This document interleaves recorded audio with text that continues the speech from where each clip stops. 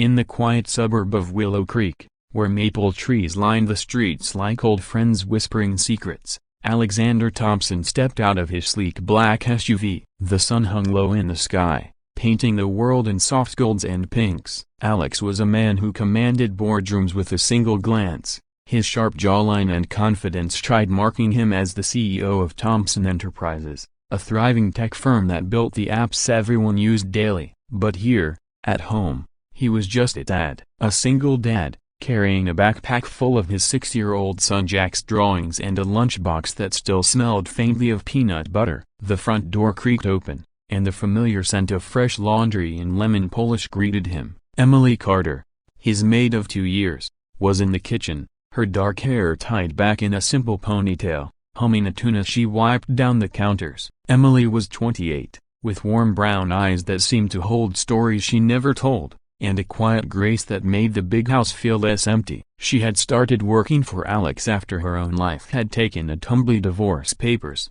a lost job, and the need to start over. Cleaning houses paid the bills, and Alex's was the easiest: tidy, organized, and always respectful. "Evening, Mr. Thompson," Emily said, her voice soft like the evening breeze. She glanced up, a small smile playing on her lips. Jack, who had been dropped off by the school bus earlier, was at the table, coloring a picture of a superhero flying over the city. "Hey, Alex replied, loosening his tie. He ruffled Jack's hair. "How was school, buddy?" "Super good, Dad. We learned about stars today." Jack's eyes sparkled, oblivious to the weight his father carried. As Emily finished up, Alex watched her from the doorway. She moved with a rhythm that was almost soothing, folding dish towels with care. He had hired her on a recommendation, but over time, she had become more than help. She packed Jack's lunches when Alex was stuck in late meetings. She read bedtime stories when exhaustion hit. And lately,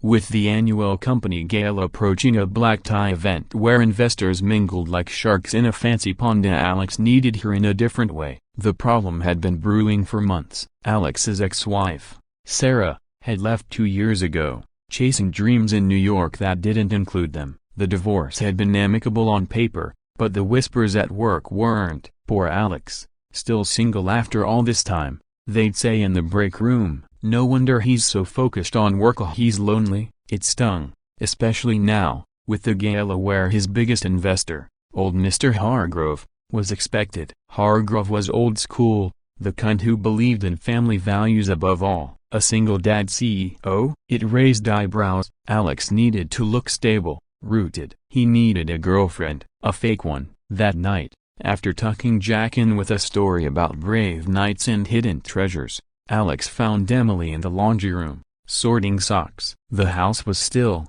save for the distant hum of the dryer. He cleared his throat, feeling uncharacteristically nervous. CEOs didn't get nervous, but this felt personal. "Emily," he started, leaning against the door frame, "I need a favor." "A big one." She turned, eyebrow raised, her hands pausing on a tiny sock with cartoon dinosaurs. "What's up, Alex?" "You look like you were about to ask me to clean the garage attic." He chuckled, but it came out tight. "Close. It's about the company gala this weekend. It's important for my image, you know. Investors like to see a man with his life together. Family, stability." Emily nodded slowly, wiping her hands on her apron. She knew the world Alex lived in: a glossy, demanding, always watching. "I need someone to pretend to be my girlfriend for the night. Just act the part, smile for photos, make small talk. I'll pay you extra, of course." "W rate." The words hung in the air like fog rolling in from the creek. Emily's eyes widened just a fraction, but she didn't flinch. "Pretend." It was a game, right? Harmless. She thought of her own empty apartment, the quiet evenings with takeout and Netflix. Why not? It was a night out in a fancy dress, away from her routine. "All right," she said after a pause, her voice steady. "I can do that, for Jack's sake, too. He loves when things go well for you." Alex exhaled,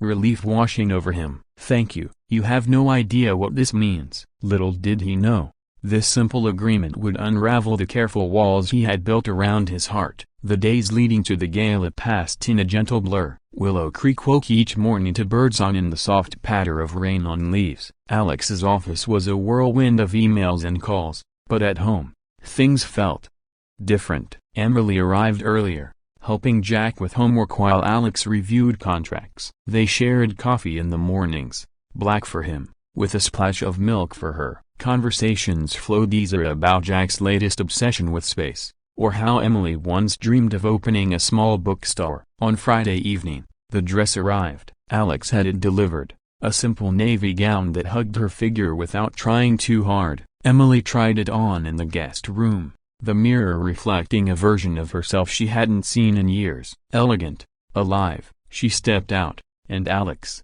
waiting in the living room with the corsage in hand, "Frouse, you look incredible," he said, his voice low. For a moment, the pretend felt real. He pinned the flowers to her shoulder, his fingers brushing her skin, sending a quiet spark through the air. Jack clapped from the couch, where the babysitter had just arrived. "You guys look like movie stars." The drive to the city was quiet, the city lights twinkling like distant stars as they left the suburbs behind. Emily fidgeted with the hem of her dress, the leather seats of the limo smoothed under her palms. Alex, in his tailored tuxedo, glanced at her sideways. "Nervous?"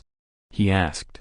"A little. I've never been to anything like this." "Just follow my lead, hold my arm, laugh at my jokes." "Easy," she smiled, but inside, a relatable ache stirred. How many times had she felt out of place, like the maid in the mansion, always on the edges? But tonight, she was stepping in. The gala was held in a grand ballroom, chandeliers dripping light like frozen waterfalls, laughter and clinking glasses filled the space, the air thick with perfume and ambition. Alex introduced her as Emily, his girlfriend of 6 months. "We've known each other through work," he added smoothly, his hand warm on the small of her back. Mr. Hargrove, a silver-haired man with a booming laugh, shook her hand vigorously. "Finally, Alex, a lady in your life. She looks like she keeps you grounded." Emily played along, her smile genuine. "He keeps me on my toes, that's for sure." As the night unfolded, the pretense wove into something softer.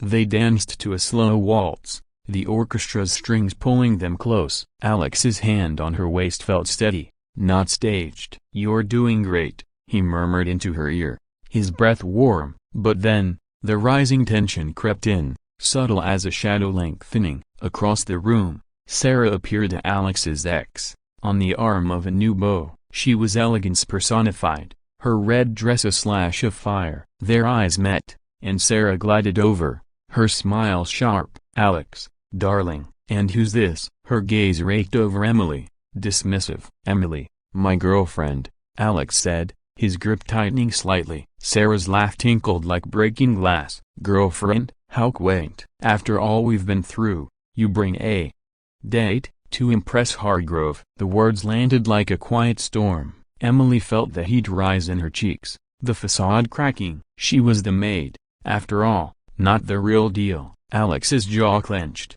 but before he could respond, Emily stepped forward, her voice calm but firm. "Sarah, right? Alex has told me about you. It's nice to see you're moving on, but let's be clear, this isn't about impressing anyone.